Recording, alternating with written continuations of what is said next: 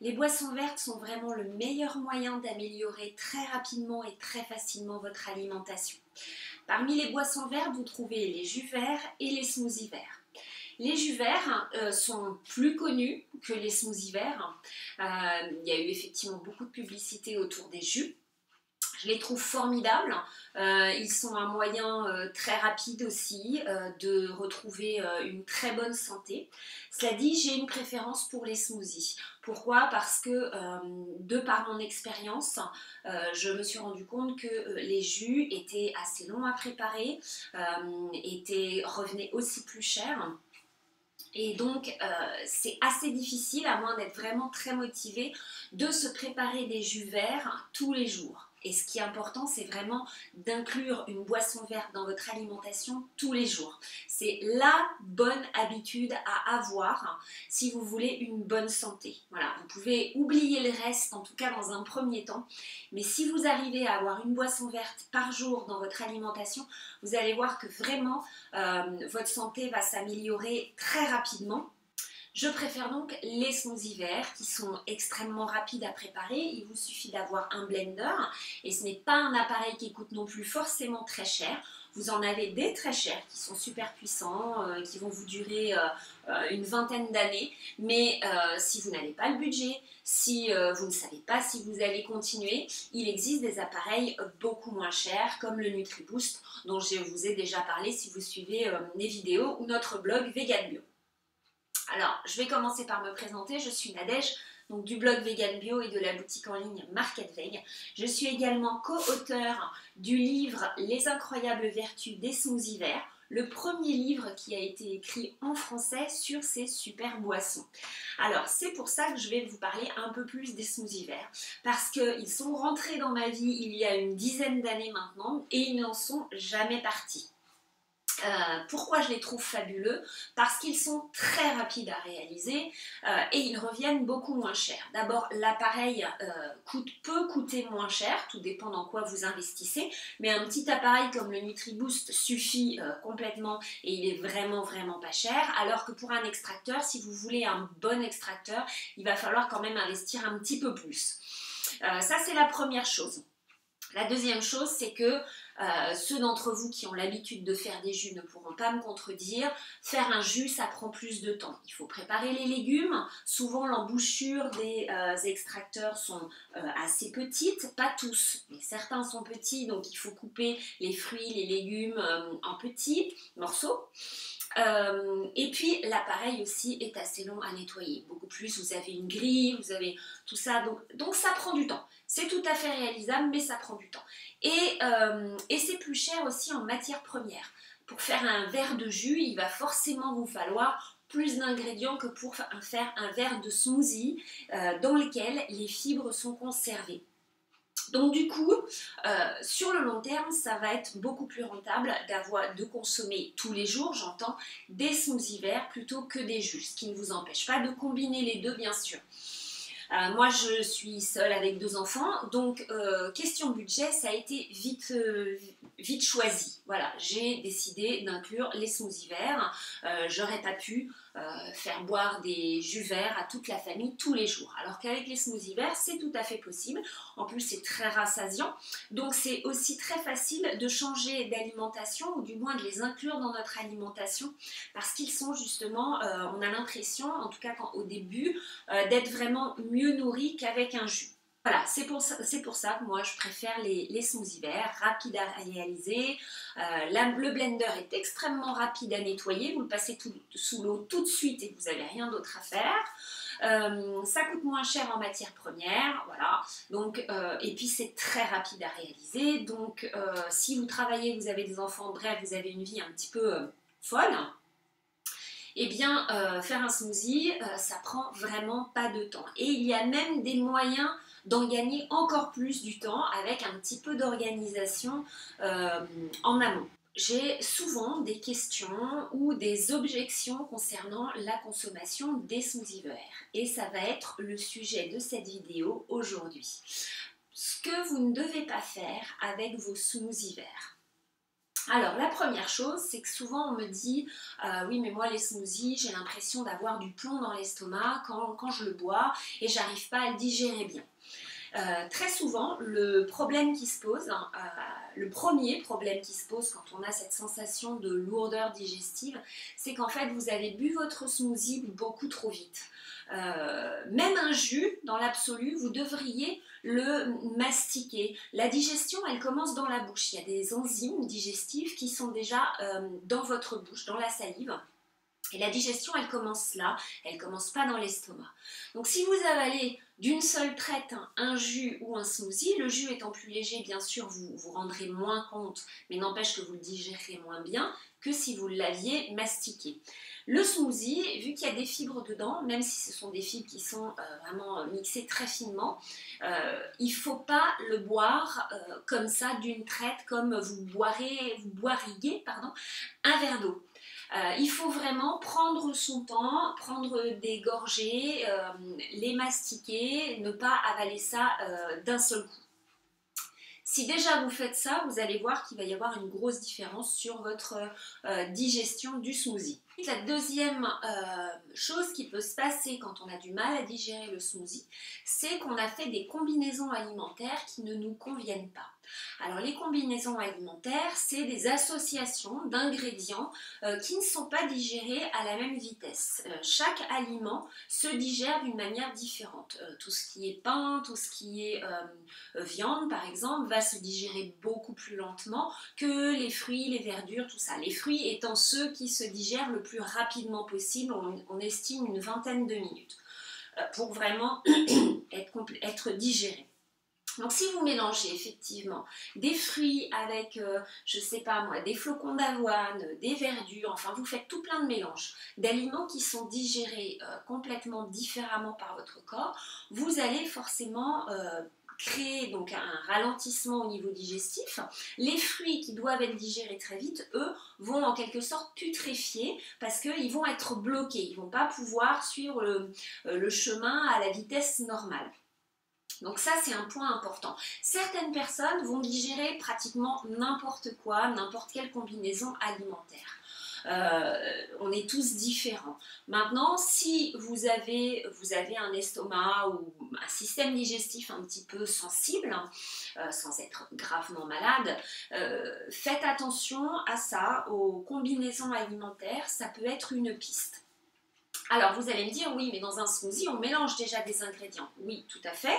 Alors, là, c'est pareil, à vous de faire des expériences, mais je vous conseille, dans tous les smoothies que je vous propose sur le blog ou dans mes programmes, c'est souvent des combinaisons relativement simples et moi, je préfère rester sur le smoothie de fruits et de verdure, ou alors de légumes et de verdure. La verdure, j'ai pu remarquer que ça faisait digérer des combinaisons alimentaires de fruits, par exemple, qui sont à la base pas idéales. Je prends l'exemple de l'orange avec la banane. Voilà, c'est un mélange que j'aime beaucoup. Cela dit, dans l'absolu, si on est très strict sur les combinaisons alimentaires, ça n'est pas l'idéal. La banane et l'orange est un fruit acide, la banane est un fruit doux, donc c'est pas génial. Ce que j'ai pu remarquer, c'est si je faisais un smoothie, pour mon cas personnel, avec uniquement, on va dire, de l'eau, de la banane et de l'orange, je vais avoir effectivement du mal à le digérer. En revanche, dès que j'ajoute beaucoup de verdure, ça passe comme une lettre à la poste. Donc les verdures ont vraiment la faculté de pouvoir aider à la digestion. Il faut savoir aussi que beaucoup de gens se plaignent d'avoir par exemple de l'acidité au niveau de l'estomac, et quand on a de l'acidité au niveau de l'estomac, ce n'est pas parce que vous avez trop d'acidité, mais au contraire parce que vous en manquez. Et c'est souvent là justement qu'il y a un problème et que vous avez besoin de stimuler la production d'acide chlorhydrique, et le meilleur moyen de le faire, c'est avec les verdures. Les verdures ont vraiment cette faculté de stimuler cette production. Donc plus vous allez consommer de verdure via des jus verts ou des smoothies verts, et plus vous allez stimuler cette production et mieux vous allez digérer. C'est pour ça que je conseille de rester sur des combinaisons alimentaires relativement simples. Pour les sportifs, les personnes qui sont très actives, certaines combinaisons alimentaires peuvent leur convenir alors qu'elles ne conviendront pas à d'autres. Dans les programmes que je propose, c'est souvent 1 ou 2 fruits avec 1 ou 2 verdures maximum. Souvent, vous trouvez sur internet plein de recettes avec plein de mélanges. Moi, je trouve que c'est assez difficile à digérer. Voilà, après, faites votre expérience. L'autre objection aussi que j'entends souvent sur les smoothies verts, hein, ou le cru en général d'ailleurs, ces objections elles viennent de personnes qui s'intéressent à la médecine ayurvédique, à l'ayurveda, dans laquelle on déconseille de manger trop de cru et surtout en fonction de son dosha. Voilà. Donc si vous vous intéressez à ça, ce sont des constitutions différentes. Il y en a 3, mais après vous pouvez être vous-même une combinaison de dosha, ce qui est mon cas d'ailleurs. Donc dans l'Ayurveda, ceux à qui on déconseille particulièrement de consommer du cru et des smoothies verts, ce sont les Vata. Alors si vous êtes Vata, voilà, vous pouvez avoir plus de mal à digérer le cru sur le long terme, hein, parce qu'en général, le cru sur le court terme, quelle que soit la façon dont vous passez à l'alimentation crue, sur le court terme, ça fait du bien à tout le monde, c'est très nettoyant, donc ça vous fera de toute façon du bien. Ce qui est important, c'est de voir sur le long terme parce que c'est comme ça que vous allez pouvoir ajuster votre alimentation et la rendre, comment dire, soutenante pour vous, particulièrement, personnellement. Donc on ne peut pas vraiment établir une règle stricte en matière d'alimentation pour tout le monde. Il y a des grandes lignes. La première grande ligne, c'est de consommer beaucoup de verre si on veut être en bonne santé sur le long terme. Ça, c'est évident. Tous ceux qui mangent cru depuis 20, 30, 40 ans, parce que quand je dis long terme, il faut vraiment du long terme, parce que certaines personnes, parfois, ont beaucoup de choses à éliminer, donc il va leur falloir quelques années. Donc, sur le très long terme, il faut du verre, ça c'est sûr. Après, ce sera chacun en fonction de son mode de vie, de sa constitution, de plein de paramètres en fait. Et puis ça peut évoluer aussi avec les années, notre corps il change quand même. Donc les Vata ont plus de difficultés à digérer le cru, ou du moins le cru réussit a priori, d'après l'Ayurveda, moins bien au Vata sur le long terme. Alors, je suis Vata et Kapha. C'est-à-dire que j'ai je suis un mélange, une combinaison de 2 doshas. Donc a priori, le cru n'est pas tout à fait idéal pour moi sur le long terme et donc les smoothies tous les jours, ça ne devrait pas être bon. Ce que je constate, c'est que les smoothies verts m'ont fait beaucoup de bien depuis 10 ans. Que le docteur Cousins, qui est spécialiste de l'alimentation vivante et qui est lui-même crudivore depuis au moins 40 ans, je pense maintenant, a étudié la médecine ayurvédique justement et plein d'autres médecines et thérapies à côté, mais là on va parler de l'Ayurveda. Et donc en ayant étudié cette médecine ayurvédique, il a pu constater qu'il fallait non pas interdire le cru peut être bon pour quel que soit le dosha, mais qu'il y avait effectivement des ajustements à faire en fonction de notre constitution. Donc, d'après l'Ayurveda, le fait de consommer du cru et des smoothies, ça va sur le long terme en fait aggraver l'état du Vata. Le déséquilibre du Vata, au lieu de l'équilibrer, ça va le déséquilibrer. Ça peut entraîner des problèmes de santé très variés au niveau des articulations, par exemple, au niveau même de l'humeur, de l'anxiété, de la dépression, tout ça, sur le long terme. Donc les fruits doivent se consommer seuls, mais effectivement, dans l'absolu, c'est ce que je vous ai expliqué tout à l'heure, mais qu'effectivement, ils sont mieux digérés s'ils sont mixés finement, lorsqu'ils sont mélangés avec d'autres ingrédients, et comme les verdures, qui sont quand même une catégorie d'aliments qu'on peut considérer comme étant à part de tous les autres aliments, parce qu'ils sont extrêmement riches en chlorophylle et que la chlorophylle, c'est vraiment l'aliment de base de vos cellules. La molécule de chlorophylle est quasi identique à la molécule d'hémoglobine. Donc la chlorophylle ne peut que vous faire du bien.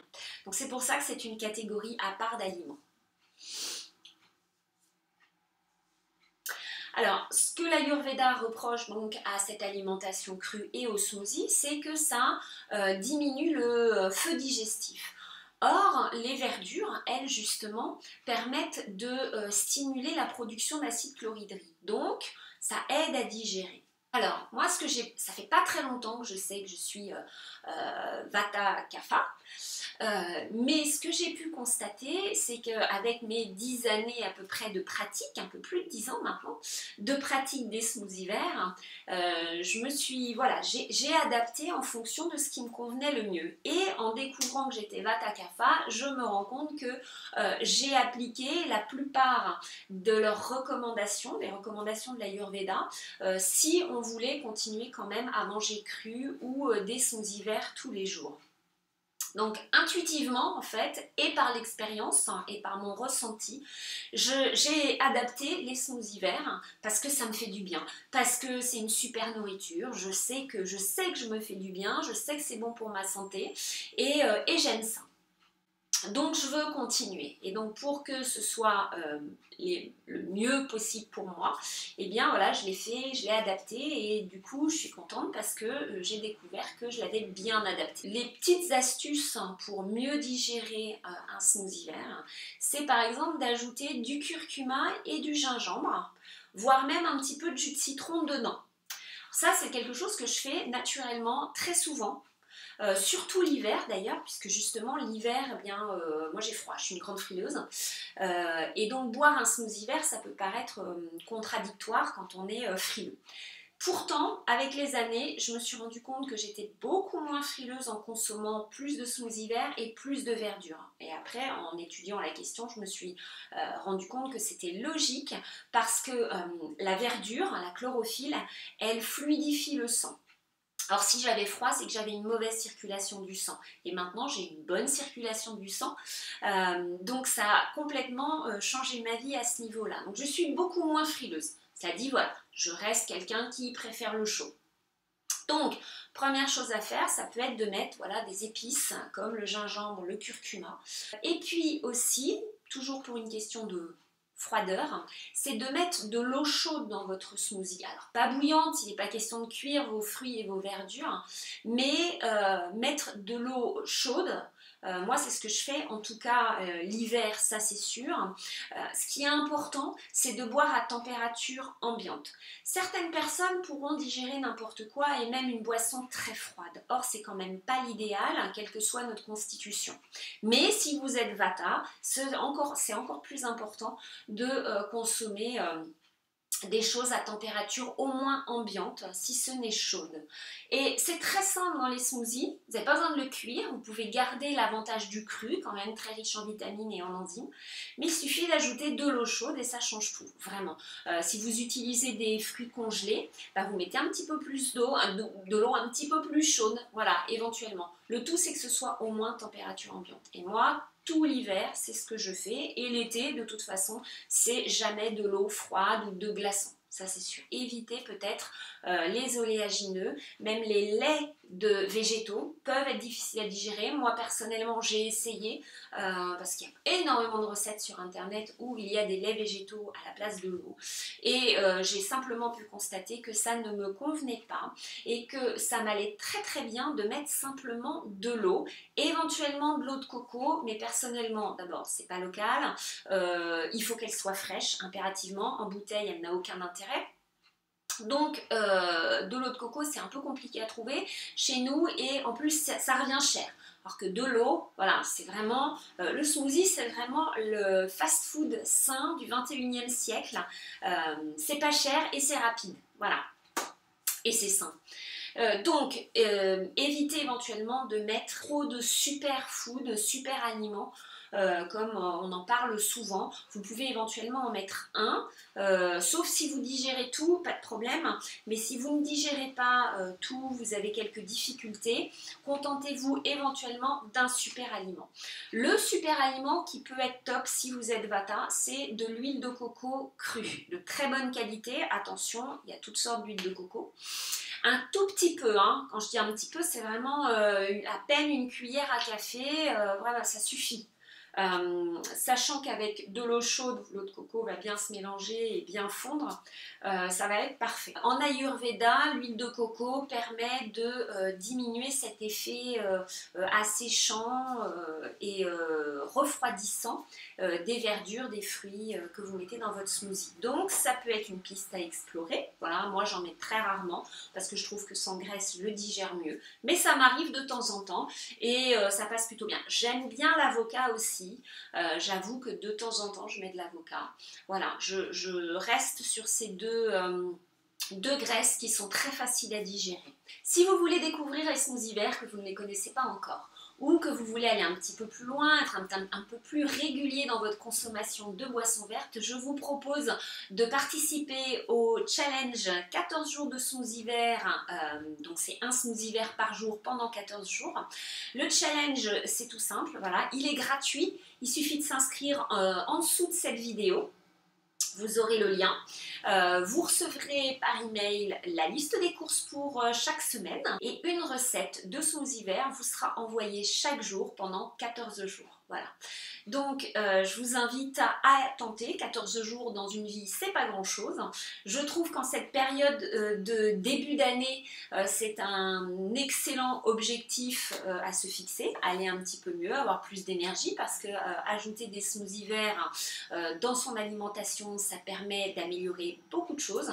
L'état de sa peau, ça peut permettre de perdre du poids. Il y a des gens qui ont perdu du poids simplement en ajoutant un smoothie vert par jour sans rien changer d'autre et c'est ce que je vous invite à faire pendant ce challenge justement, ne rien changer d'autre. Si vous mangez de la pizza, continuez à manger de la pizza, mais ajoutez une boisson verte, donc votre smoothie vert du challenge. Et vous verrez qu'on peut perdre du poids en seulement 15 jours. Vous allez voir que très rapidement vous allez gagner de l'énergie. Vous aurez même peut-être moins envie de café ou de boissons stimulantes. En tout cas, c'est le but du challenge. Voilà, je vous encourage à essayer.